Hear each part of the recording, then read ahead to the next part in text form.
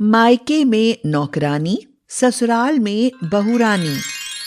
दीनानाथ सुबह सुबह ऑफिस जाने के लिए तैयार था। अरे सुनीता, मेरी चाय कहाँ है? पापा, ये लीजिए आपकी चाय और नाश्ता। अरे बेटा, शुक्रिया शुक्रिया।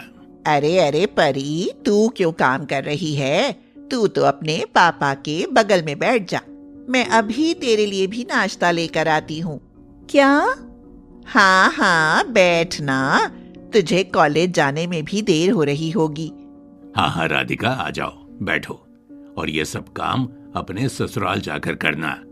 राधिका चुपचाप अपने पापा के साथ बैठ जाती है और सुनीता के रसोई में जाने के बाद दीनानाथ अपनी बेटी से कहता है, क्यों राधिका, सुनीता तुम्हारी सौतेली माँ है, मगर फिर भी देखो वो तुम्हें घर का एक काम नहीं करने देती और कितने प्यार से रखती है। जी पापा, सही कह रहे हैं आप। चलो फिर मैं अभी चलता हूँ, मुझे दफ्तर जाने में देर हो रही है। दीनानाथ अपने दफ्तर जाने के लिए निकल जाता है और उनके जाते ही सुनीता गुस्से में वहां आ जाती है और कहती है, अरे करम जली, तो अब लगता है तू नाश्ता करके उठेगी और मैं वहाँ रसोई की गर्मी में तपते हुए नाश्ता बनाऊं? नहीं नहीं माँ, वो आपने ही कहा था बैठने को। और तू बैठ गई और अभी भी बैठे बैठे मेरा मुंह देख रही है। जाकर मेरे लिए चाय नाश्ता ला और फिर सारे घर में जल्दी से झाड़ू पोछा कर। पर माँ, झाड़ू पोछा करने में तो मुझे कॉलेज जाने के लिए देर हो जाएगी। मेरी पहली क्लास छूट जाएगी। मुझे ये सब कुछ नहीं सुनना। पहले घर का काम कर, उसके बाद कहीं जाना, वरना तेरा ये कॉलेज जाना परमानेंटली बंद करवा दूंगी, समझी? नहीं नहीं, ठीक है माँ, सब करती हूँ अभी। राधिका जल्दी से सबसे पहले अपनी सौतेली माँ को चाय नाश्ता लाकर देती है। उसके बाद वो बर्तन धोती है और घर में झाड़ू पोछा करती है। आखिरकार उसका सब काम 12 बजे खत्म होता है। 12 तो यहीं घर पर ही बज गए। आज की 2 क्लास छूट गई। अब जल्दी से जाती हूँ, वरना बची हुई 2 क्लास भी जाएंगी। राधिका कॉलेज जाने के लिए निकलती है कि तभी सुनीता उसे फिर से बुला लेती है। अरे राधिका, ओ राधिका। जी, क्या हुआ माँ? सुबह से मैं बहुत थक गई हूँ। जल्दी आकर मेरे पैर में तेल मालिश कर दे। क्या? मगर कॉलेज माँ। अरे अब 12 बजे जाकर क्या करेगी? ये सब छोड़, मेरे पैर में मालिश कर। वैसे भी पढ़ाई तो तुझसे होती नहीं। पिछले साल भी फेल होते होते बची थी। पता नहीं क्या ही करेगी कॉलेज जाकर। बेचारी राधिका फिर से कुछ नहीं कहती और चुपचाप तेल गरम करके ले आती है। आप इधर को होकर लेट जाइए माँ, फिर मैं आपके पैर की मालिश कर देती हूँ। हाँ हाँ ठीक है, और जरा आराम से करना। और सुन, अगर मैं सो जाऊं तो फिर रात के खाने की तैयारी कर देना। और हाँ, पूरे घर के कपड़े भी गंदे पड़े हैं, वो भी धो देना। मेरा बेटा राहुल भी आने वाला है, उसके लिए उसका फेवरेट खाना बनाकर रख देना। जब वो आए तो गरम करके उसे खिला देना। अच्छा ठीक है माँ, मैं ये सब कर दूंगी। आप आराम करिए। थोड़ी ही देर में सुनीता खर्राटे मारते हुए सो जाती है और राधिका अपने कामों में लग जाती है। ओहो, माँ ने इतना सारा काम बताया था, मैं तो भूल भी गई। एक काम करती हूँ, जो जो याद आता जाएगा करती जाऊंगी। पहले ना राहुल का मनपसंद खाना बना देती हूँ, वरना आते ही वो हल्ला मचाएगा और माँ को जगा देगा। फिर तो मेरी खैर नहीं। यही सोचकर राधिका रसोई में जाती है और फ्रिज से पनीर बाहर निकाल लेती है। ये रही पनीर, और हाँ, ये रही मटर। अभी मटर पनीर बना देती हूँ, और साथ में जीरा राइस। ये राहुल को बहुत पसंद है। राहुल राधिका का सौतेला भाई था, जो कि स्कूल में पढ़ता था, मगर वो भी अपनी माँ की तरह बहुत जिद्दी और बदतमीज था। स्कूल से आते ही बोला, भूख लगी भूख लगी भूख लगी, जल्दी खाना दो। अरे अरे राहुल, धीमे बोल, माँ सो रही है और मैंने तुम्हारा मनपसंद खाना बना ही दिया है। जाओ हाथ मुंह धोकर आओ। नहीं, मुझे हाथ मुंह नहीं धोना, मेरा खाना ऐसे ही लगा कर दो। क्या? अरे मगर हाथ धुलना जरूरी होता है। मैंने कहा ना, ऐसे ही दो, मतलब ऐसे ही दो। अगर मेरी बात नहीं मानी तो अभी माँ को जगाकर उनसे तुम्हारी शिकायत कर दूंगा, फिर तुम्हारी अच्छी क्लास लगेगी। नहीं नहीं, ठीक है, बैठो, अभी खाना निकालती हूँ। राहुल को खाना देकर राधिका कपड़े धोने चली जाती है और जब वो छत पर उन्हें सुखा रही होती है कि तभी उसे नीचे से उसकी दोस्त रीमा की आवाज सुनाई देती है। राधिका, अरे ओ राधिका, कहाँ हो? मैं यहाँ ऊपर हूँ रीमा, आओ छत पर आ जाओ। अरे मैं तो तुम्हें आज के नोट्स देने आई थी, रुको अभी ऊपर आती हूँ। रीमा मेरी कितनी अच्छी दोस्त है। जब भी मैं घर के काम की वजह से कॉलेज नहीं जाती, वो हमेशा मेरे लिए नोट्स ले आती है। रीमा जल्दी से छत पर आकर राधिका से कहती है, क्यों राधिका, आज भी तेरी वो खड़ूस सौतेली माँ ने तुझे घर के कामों में लगा दिया होगा, इसीलिए तू कॉलेज नहीं आई ना? नहीं रीमा, ऐसा कुछ नहीं है। वो तो बस आज माँ के शरीर में बहुत दर्द था ना, इसीलिए वो सो गई और उन्होंने सब काम मुझे दे दिया। ये तो उनका रोज का है। खैर तू ये सब छोड़ राधिका, ये नोट्स ले ले। अब मैं चलती हूँ। अच्छा ठीक है। रीमा जा ही रही होती है कि तभी वहां सुनीता आ जाती है और कहती है, वाह वाह, तो यहाँ दोनों सहेलियां मजे से गप्पे मार रही हैं। तो एक काम करती हूँ, मैं जाकर दोनों के लिए चाय नाश्ता भी बना देती हूँ, क्योंकि इस घर की नौकरानी तो मैं हूँ ना। अरे नहीं नहीं माँ, सुनीता तो बस जा ही रही है और आप उठ गई हैं तो मैं अभी आपके लिए एक कप चाय बना देती हूँ। हाँ, अभी तो मायके में है, इसलिए कोई कुछ नहीं कहता। जब ससुराल जाएगी और सास से आमना सामना होगा ना, तब पता चलेगा कि काम क्या होता है। अरे इतनी देर में तो तेरी सास ने तुझे 4 गालियां दे दी होती और मायके वापस भेज दिया होता। हाँ, और तू रीमा की बच्ची, तेरे अपने घर कोई काम नहीं रहता क्या? जा रही हूँ आंटी जी। और अब आपका घुटना ठीक है? छत पर चढ़कर आ गई हैं तो ठीक ही होगा। हाँ। रीमा वहां से मुंह बनाकर अपने घर लौट जाती है। देखो तो जरा कितना मुंह चलता है इस लड़की का। और अब तू खड़ी खड़ी क्या देख रही है? चाय बनाएगी या नहीं? जी अभी लाती हूँ। राधिका कुछ सोचते हुए चाय बनाने लगती है। बात तो सच है माँ की, ये तो मेरा अपना घर है, यहाँ तो मैं काम कर लेती हूँ। अगर मुझे कभी ससुराल जाना पड़ा और मैं वहाँ सब काम अच्छे से नहीं कर पाई और सास पति ने मुझे गुस्से में वापस मायके भेज दिया तो बाप रे, पापा की कितनी बेइज्जती होगी फिर तो। नहीं नहीं, मैं ना सब काम अच्छे से ही करूँगी। राधिका अपने विचारों में इतना खो गई थी कि कब चाय उबल जाती है उसे पता ही नहीं चलता। अरे ये क्या, चाय तो आधी हो गई। बाप रे, माँ बहुत डांटेंगी। दूसरी चाय बनाने में तो और वक्त लग जाएगा। अरे कब मिलेगी चाय? जी माँ, अभी लाई। अब तो मैं गई, ये चाय उन्हें पिलाऊंगी तो माँ मुझे बहुत डांटेंगी।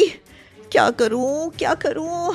लेकिन तभी दरवाजे की घंटी बजती है।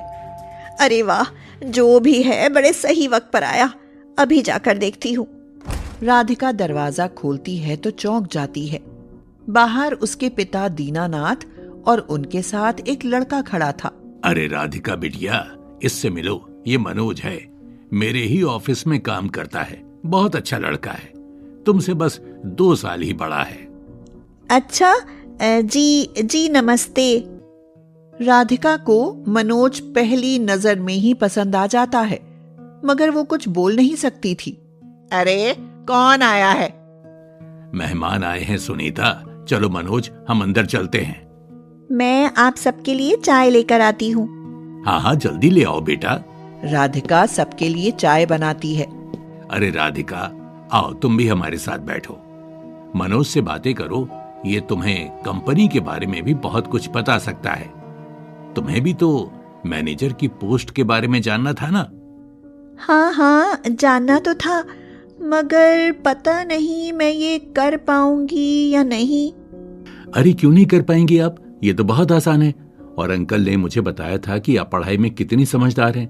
आपको एक बार कोशिश तो जरूर करनी चाहिए। अरे ये क्या कोशिश करेगी बेटा, ये इसकी नौकरी करने की नहीं बल्कि शादी करने की उम्र है, और शादी के बाद सिर्फ घर का काम ही तो करना होता है। क्या मगर? अरे सुनीता, दरअसल सच बात तो यही है कि मनोज हमारी बेटी से शादी करना चाहता है। दीनानाथ की बात सुनकर तो सब चौंक जाते हैं। क्या? जी, ये बिल्कुल सच है।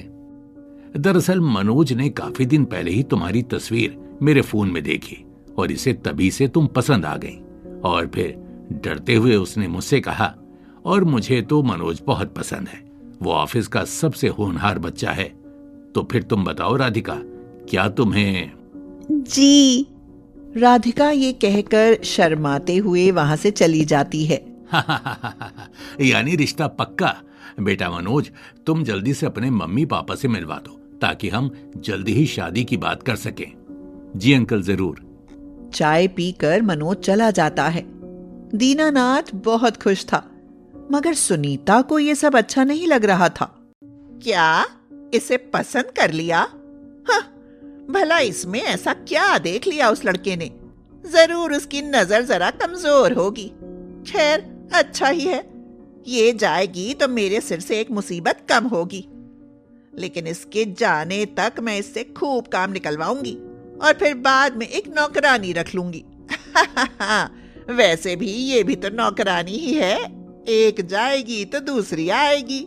यही सोचकर सुनीता राधिका से उसकी शादी के दिन तक भी खूब काम करवाती है।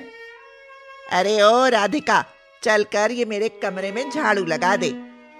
क्या? मगर माँ, मुझे अपनी शादी के लिए तैयार होना है।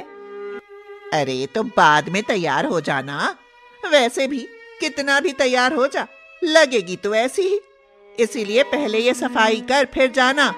राधिका को अपनी सौतेली माँ की बातों का बड़ा बुरा लगता है, मगर वो सब कुछ नजरअंदाज करके उसके कमरे की सफाई कर देती है और फिर खुद अपनी शादी के लिए तैयार हो जाती है। वाह राधिका, आज तो तू बड़ी सुंदर लग रही है। मगर माँ तो कह रही थी कि मैं चाहे जितना तैयार हो जाऊं, मैं वैसी ही लगूंगी। हाँ, वैसी मतलब कैसी? सुंदर, जैसी तू हमेशा लगती है। क्या तू भी रीमा? तू अब अपनी सौतेली माँ की बात ज्यादा मत सुना कर, वो तुझसे सिर्फ नफरत करती हैं। और अब जल्दी से मंडप में चलो, वरना तुम्हारा दूल्हा बोर होकर सो जाएगा। रीमा राधिका को मंडप तक ले जाती है और राधिका की शादी मनोज से हो जाती है। मनोज के घर वाले भी इस बात से बहुत खुश थे। शादी के अगले दिन सुबह सुबह 5 बजे अलार्म बजता है। अरे 5 बज गए, जल्दी से उठ जाती हूँ। अरे राधिका, अभी तो सिर्फ 5 बजे हैं, तुमने इतनी जल्दी का अलार्म क्यों लगा दिया? क्या? मगर सबके लिए उठकर नाश्ता भी तो बनाना होगा ना। अरे नाश्ता तुम क्यों बनाओगी? उसके लिए रमा आंटी आती है ना, हमारी मेड। तुम सो जाओ और 7 बजे ही उठना मेरे साथ। चलो सो जाओ। मनोज के कहने पर राधिका थोड़ी देर और सो जाती है, लेकिन दोबारा सोने के चक्कर में राधिका की नींद सीधे 9 बजे खुलती है। अब तो मनोज भी उसके बगल में नहीं था और उठ चुका था। हे भगवान, ये क्या हो गया? हाय, 9 बज गए, अब क्या होगा? मेरी सास मुझे बहुत सुनाएगी। सब मनोज जी की वजह से हुआ।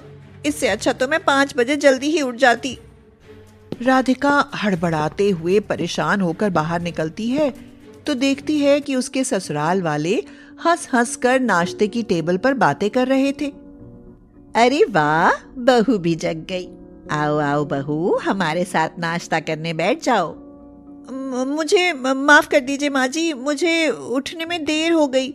अरे तो क्या हो गया, कभी कभी तो सबको देर से सोने का मौका मिलना ही चाहिए, और ऊपर से शादी की थकान ही इतनी होगी।